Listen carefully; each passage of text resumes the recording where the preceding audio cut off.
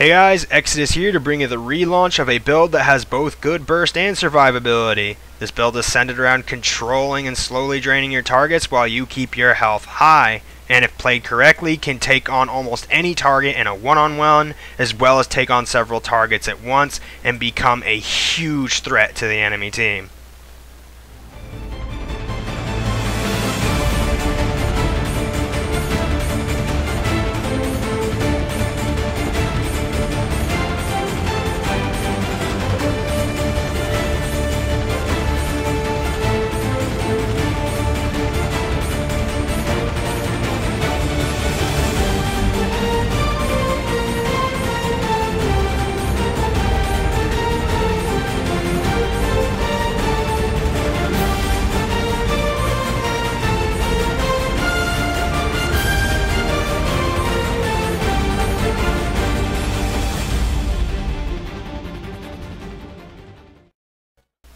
Hey guys, welcome to the Shadow of Lyssa 2.0 guide. The Shadow of Lyssa 2.0 build is similar to the old version of the build with a few tweaks and changes made to not only fit my skill as an evolving player, but also to fit the meta and the changes made to Thieves recently.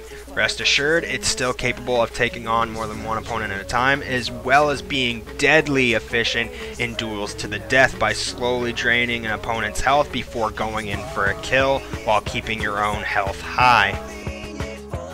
Allow me to educate you on my build. For my spec tree, I of course go up Deadly Arts far enough in order to grab Mug, all the way up Critical Strikes, grabbing Furious Retaliation, Signet Use, and Executioner. And in Shadow Arts, I grab Shadow's Embrace, Infusion of Shadow, and Shadow's Rejuvenation. Pretty much the same as the old version of the build with a few exceptions. Mug has been changed so that it can not crit anymore, but instead will always heal you, which in my opinion is actually a good change, but some people I know will disagree, but we'll talk about that in a bit.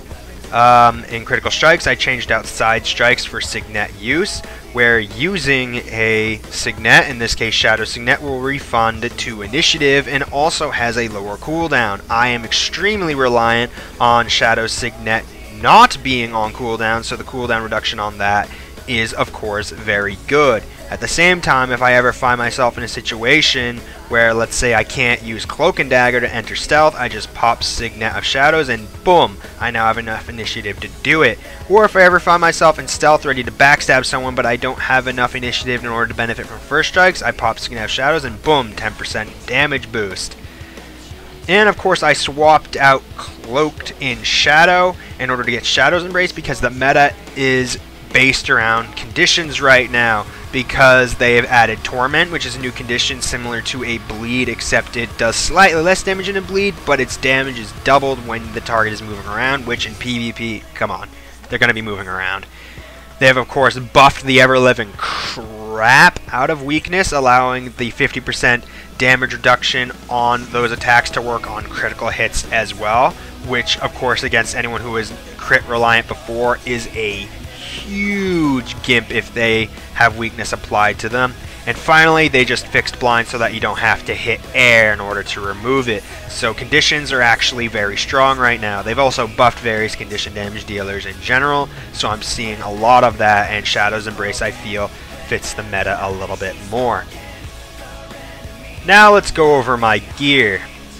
I of course run the Armor Runes of Lyssa because this is after all the Shadow of Lyssa build. It grants precision, 10% increased condition duration, allows your healing skill to generate a random boon for 10 seconds, and when you use your elite skill, in this case Basilisk Venom, it drops every condition that you have and grants you every single boon for 5 seconds, and because Basilisk Venom is the shortest cooldown elite skill in the game, it is very, very good.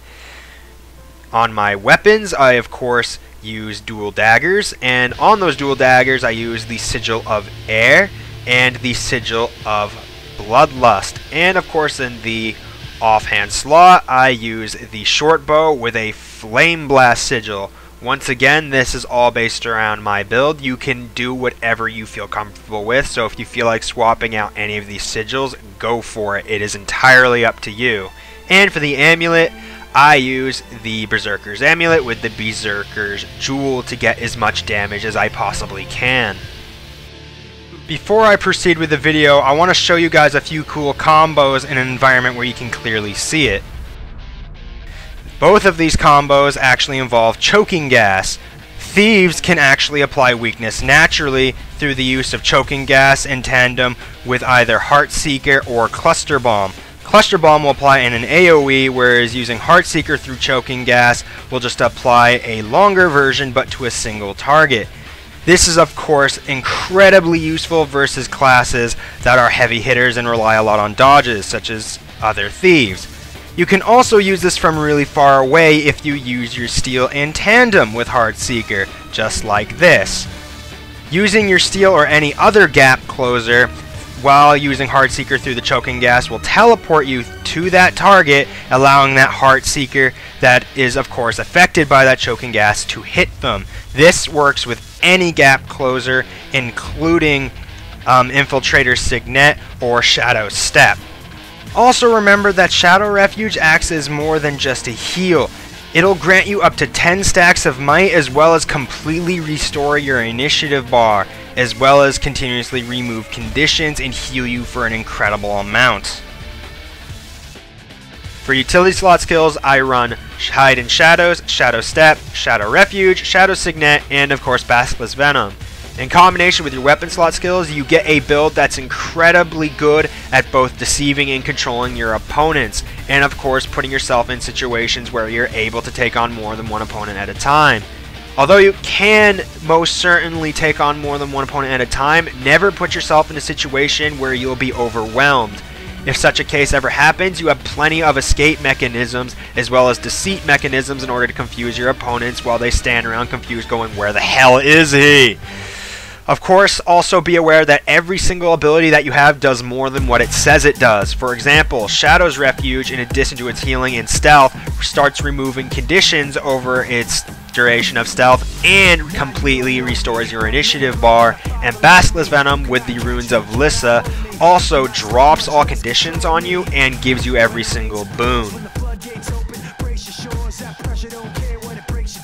Let's quickly analyze a one-on-one fight.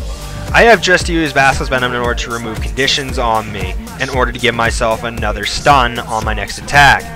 This warrior, of course, is not aware that I have throw gunk ready, and I throw it at him and he's not expecting the stun. This applies burning to him. I then leap through the ethereal field that it grants, giving myself chaos armor, riddling him with conditions.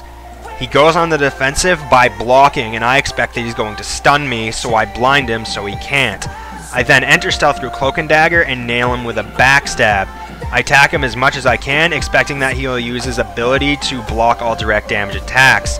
This is when I start riddling him with other condition damage to keep him from healing up too much. I don't really have that many utility slot skills to use against him right now, so it's down in a fight between me and him when I have no utility slot skills.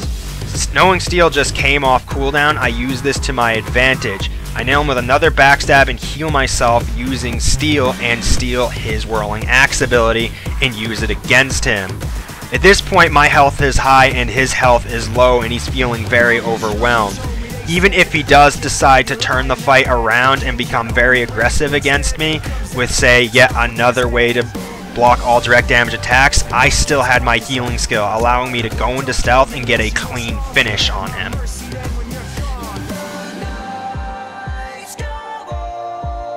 Remember that there is no shame in walking away from fights you know you can't win. However, sometimes I feel it is more beneficial to advance in the other direction rather than run away.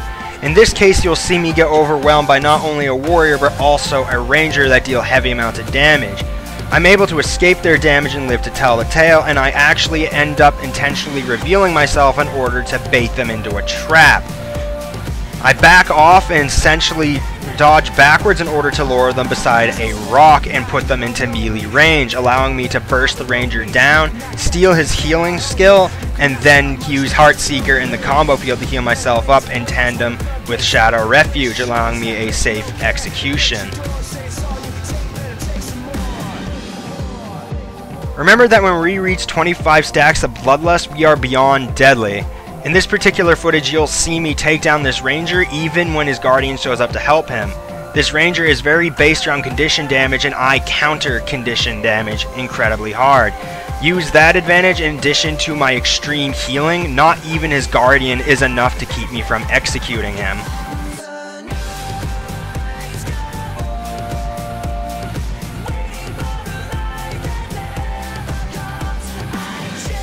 Alright guys, hope you enjoyed the video. If you liked it, hit the like button, leave a comment, and subscribe. Or if you didn't like it for any reason, hit the dislike button or leave a comment on how I can improve. Always remember to look for ways to evolve your skills, not only to fit the meta, but also to evolve your play style.